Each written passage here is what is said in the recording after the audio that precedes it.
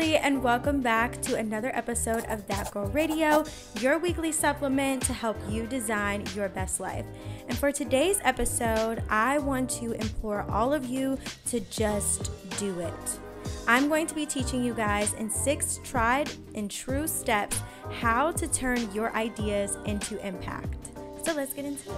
For today's episode, I'm going to be taking a lot of ideas from a 10-year-old article from Forbes that talks about the 12 things that successfully convert a great idea into reality. But I've condensed the list down into 6 tried and true steps that I believe will be effective for literally anyone to turn your idea into impact. First things first, acknowledge that risk is inevitable. The CEO and co-founder of Facebook, Mark Zuckerberg, we all know him, talked about the idea of risk. And he says that the biggest risk is not taking any risk.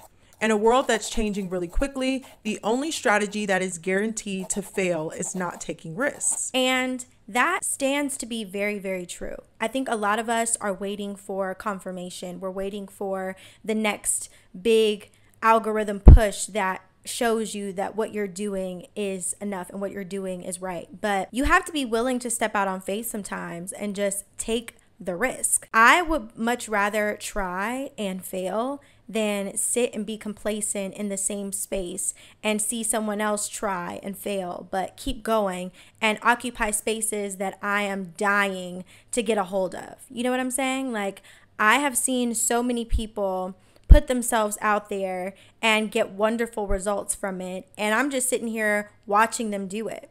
So realize that there is beauty in taking risks. There is rewards in taking risks. And so you have to be willing to put yourself out there and possibly fail. But that's what's going to get you this much closer to your goal.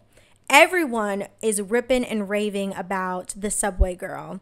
And she is literally taking up space in ways that a lot of us want to. We exhibit those behaviors behind closed doors in our own living quarters, you know, being extremely extra and just outwardly confident. But when we walk out into the world, we want to minimize and shrink ourselves in order to fit spaces we've outgrown.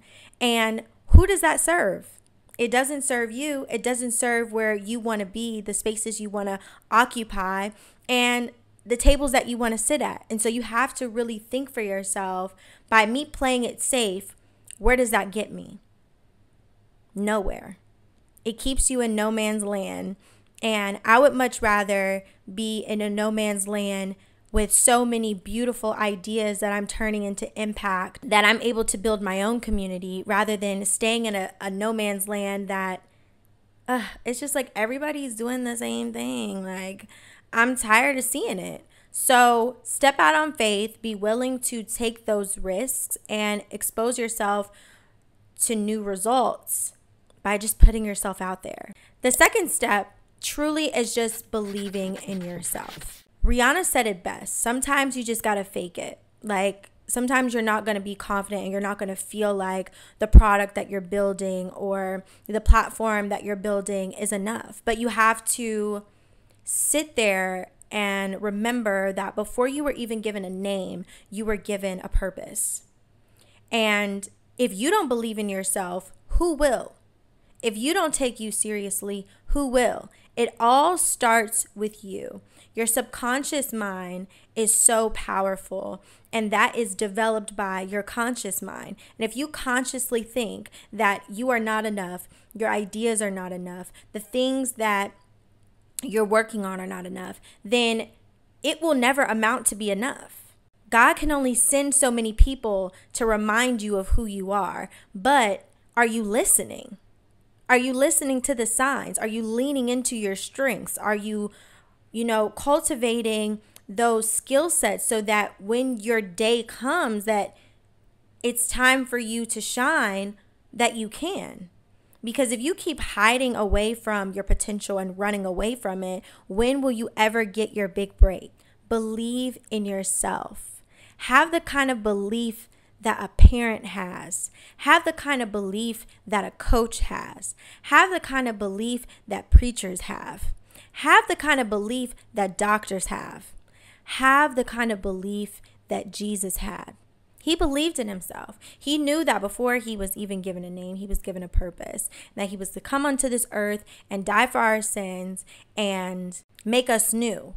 And although there were so many people that tried to crucify him and tried to make him feel like he wasn't who he said he was, he always stood firm in what he knew. And he was like, this is what I'm called to do. This is who I am.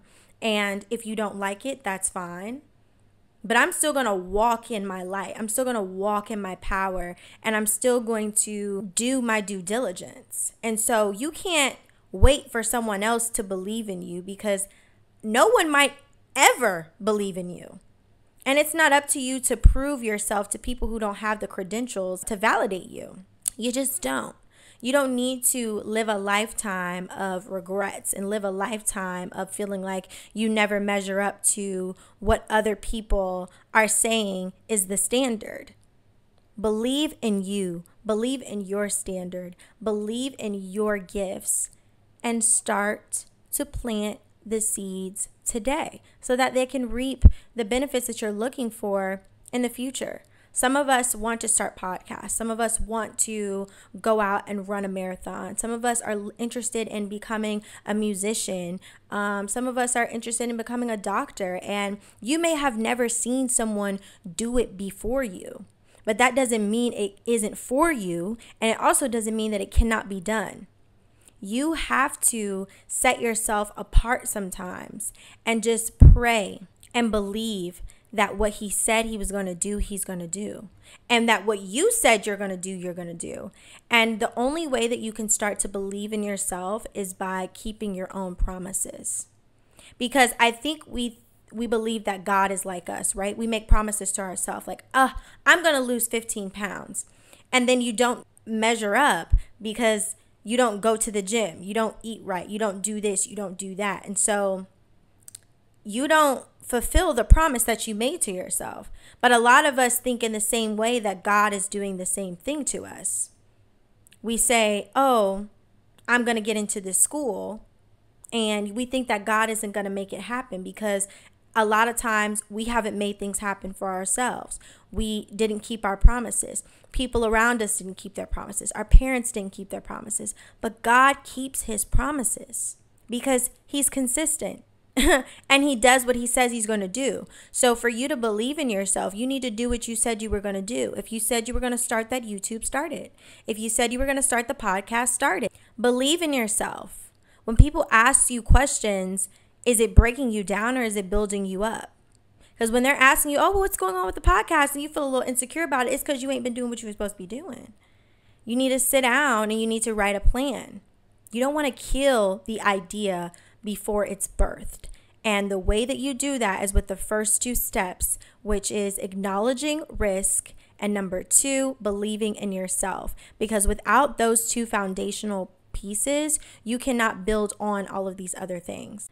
So moving on to number 3, you need to create a board of advisors. A board of advisors is not comprised of a bunch of your little friends. It is not comprised of a bunch of your family members. A board of advisors means that you are seeking counsel, not just advice. A lot of us have to move from that space of counting on our peers to have the answers for a vision and for problems with our vision that God gave to us, because they cannot think the way that he does, and they cannot speak life into your idea the way that he does. So you're going to have to pray for divine appointments to help you fulfill your calling or your purpose. And the way that you do that is by building a board of advisors that can advise you on the things that you want to do and, give you not the step-by-steps, but give you some guidance on how to occupy these spaces that you're looking to go into. Because my board of advisors, believe it or not, is comprised of women that are in their 30s. I have a mentor who is in her 50s. I have older people who are in their 60s and 70s that advise me, because I realize that if I want longevity, I can't speak to those who are only where I'm at, because they only know as much as how many years that they've existed. And so I'm seeking wise counsel. I'm seeking professional counsel. I'm speaking mental health counsel. Like, you have to comprise a very diverse board of advisors that can speak life into each facet of your well-being. And that can't just be professionally. I think a lot of us think mentors are just for professional things. Like, you just want mentorship so you can, get this raise. No, you want mentors that can speak into your gifts. Like, you can have a mentor who is a singer. You can have a mentor who is a mental health expert, and they can give you advice. And I'm not saying that this is a complete what word am I looking for? I'm not saying that this is a complete swap out for an actual therapist. If you want therapy, get a therapist. But having wise counsel, people who are calibrated to God, people that go to God for answers, that can not only just give you worldly advice, but can give you godly advice. They can go back to the word and they can say, okay, let's pray. Let's get this together for you. Let me figure out who's in my network that can help you. Those are the type of people that are advisors to you. It's not people that, you experience going out with all the time, because sometimes their wisdom is limited. Sometimes they haven't experienced the things that you're experiencing. Sometimes they're never going to experience the things that you're experiencing, and you can't fault them for that. And that is why I don't say that those people are not friends to you and that they're entirely not advisors to you, because they can speak to a lot of different things. But in certain aspects, when you're turning ideas to impact, you have to be very wise of who you are giving the credentials to advise you in your life. Everybody doesn't get to have a say. Everybody might have something to say, but everybody doesn't get a say. You can hear all this stuff all you want. It's background noise. But who are you listening to at the end of the day? And that is what you have to be intentional about. I hear things all the time. Even my friends bring things to me. Like the other day, my good friend came to me and he was like, I saw this guy that you used to date make this post about women, and how a lot of women just don't have anything that they're focusing on and things of that nature. And I'm just like, I mean, I hear you, but I feel like that post had nothing to do with me, because I know that that was not that person's experience with me and of me. And that goes back to me saying believing in yourself and knowing yourself. I know me. I know that that doesn't apply to me. So when people come to you and they quote unquote are giving you advice, or quote unquote telling you about yourself, when you know yourself and when you're hearing these things, it's just like, it's going in one ear and out the other. And it's not really impacting your idea from being stifled, or your growth from being stifled, because you realize that this ain't got nothing to do with me. This is coming from a source that is not of God. It's coming from a source that is not for my growth and my potential. So I just, whatever. It has nothing to do with me. And you just keep it pushing. Because at the end of the day, you're not supposed to listen to everybody. And I know that's a hard pill to swallow. I have friends that I love dearly, but some things I'm just not going to them for advice about, because they don't know the walk that I'm walking. They don't talk the talk that I'm talking.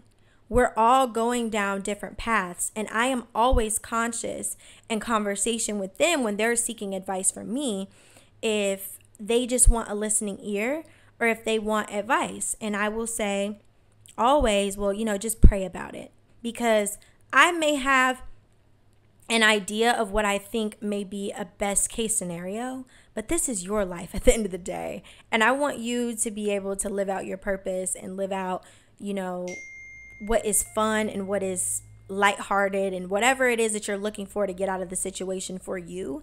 And so I can only give so much in that space, and you can only take so much from that space. So let me know what you need, and I'm willing to give that. But I realize that my wisdom ends somewhere and it begins somewhere.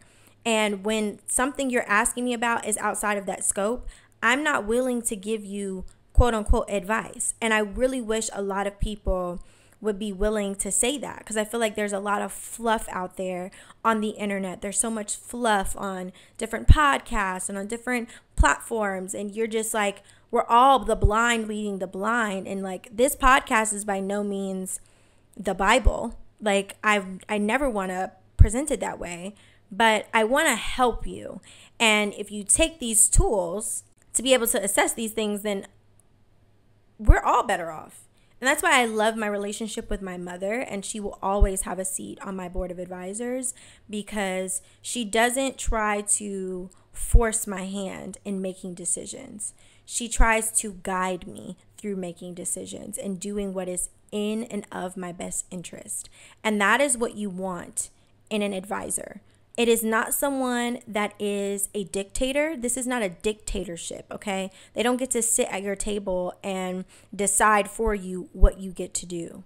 They help you through making the hard decisions, and that is what you need ultimately at the end of the day for this board of advisors. Now, moving on to number 4, you want to practice patience and trust. Because at this point, you've formulated your idea, you've spoken to your board of advisors, you're starting to believe in yourself, and you've realized that there's going to be some risk, right? So I'm putting in the work, and right now I'm reaping no benefits. And it sucks, because I'm just like, well, darn, like, is this even what I'm supposed to be doing? But I'm here to tell you that you are doing what you're supposed to be doing. You're doing just that. And you have to trust that.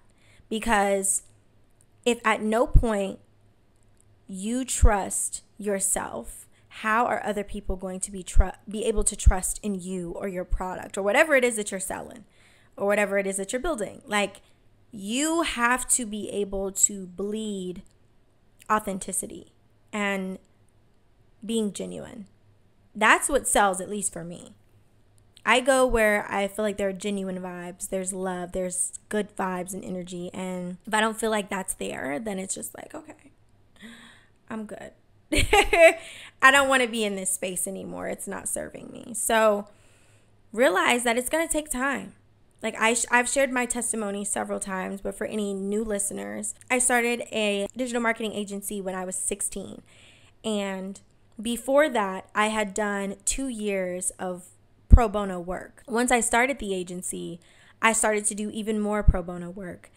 And I was working with people below my worth because I wanted to build my portfolio.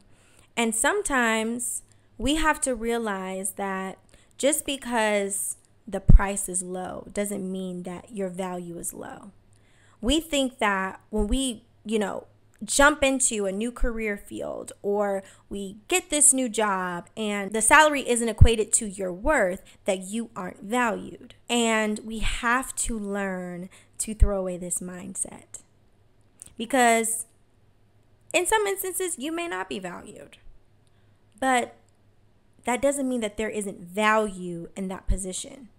There are so many instances in the Bible where people are stewarding things and they're getting no benefits. But at the end of the day, they get the biggest blessing. They get God's blessing because they were obedient and they did what he said to do. So if you're a person who wants to occupy a space where you're just doing it, you're just being obedient and you're doing what God says for you to do, and you're finally turning all of these ideas into impact, you're going to have to realize that sometimes what you're being paid isn't going to match what you deserve. But realize that what is the currency on earth? Dollars. What is the currency in heaven? Not dollars. So if you're moving in a space of paper, you're being motivated by paper, then ultimately you've already lost. Where passion goes, paper flows, ultimately. If you remain passionate and steadfast about all the things that you're going to be doing, then, it's going to be all right. Practice patience. Realize that, okay, God, you told me to go to this space. I don't know what's going on. They're only paying me $25,000 a year. And I know I'm worth way more than that, God, but I'm trusting you. I'm going to keep doing this. I believe in myself. I believe in my products. I know that soon you're going to make something of this. And what does he do? He makes something of it. In my testimony, I got the biggest reward. I was able to publicize my mission, and I was able to wrap up a whole freaking portfolio of over 8,000 pictures. I had so many video clips of like me doing all of this work, and I was able to compile that video sequence to show to a board of people at this business pitch competition that, look, I've been doing the work, and if you give me more money, I can do this work even better. And I got a $5,000 business grant, and to some of you that's like so small, but to me that was so big, because that was all I needed to be able to invest in myself, because I believed in me, and because I showed up time and time again for myself and showed the professionalism as though the idea had already manifested itself. I was showing up like the Ricky Lee agency was a worldwide digital marketing agency, and for every client I was putting my all into it. And so because I was showing up as who I wanted to be, I was able to show up and arise to the occasion as if I had already won. Because I'm just like, the proof is in the pudding. And a lot of us are forgetting that we have to put in the reps, and that we have to put the proof into the pudding in order to get any sort of reward from what we're doing. So you have to practice patience. Some people aren't willing enough to put their head down and do the work for a couple of years to see something from it. And it's sad, because you never know how far God can take you if you just give him a little bit of your time and full attention and obedience. He can do so much with you. So just be willing to practice that patience and trust in him and trust in yourself that all that you have right now is all that you need, and get started. Moving on to number 5, I talked a little bit about this passion, but you want to be purposeful and passionate. Being purposeful means when I walk into a room, I'm going to show up as who I say I am, and I'm going to tell people about what I'm doing. And I'm going to show it off as if this is my passion. This is what I want to be doing. Because when you're purposeful and passionate, you give off a certain fragrance that, ooh, this is something that I need to be paying attention to. This is something I need to keep a finger on the pulse of, because I feel like it's brewing something good. And when you get that sort of attention from people, undivided attention from people, they're going to be all the more intrigued to back and support you with this idea, because you're being purposeful, man. You're making investments into this thing. You're putting your time and your effort behind this thing. You're networking with people on behalf of this thing. I mean, it's like you eat, sleep, and breathe this thing. And that is what purpose and intent look like. That's what passion looks like. It looks like, okay, I could lose some sleep over this thing. I'm not going to, because we're gonna talk about that in number 6. You're focused. You have tunnel vision for this thing. And you're going to be willing to do anything to make it happen.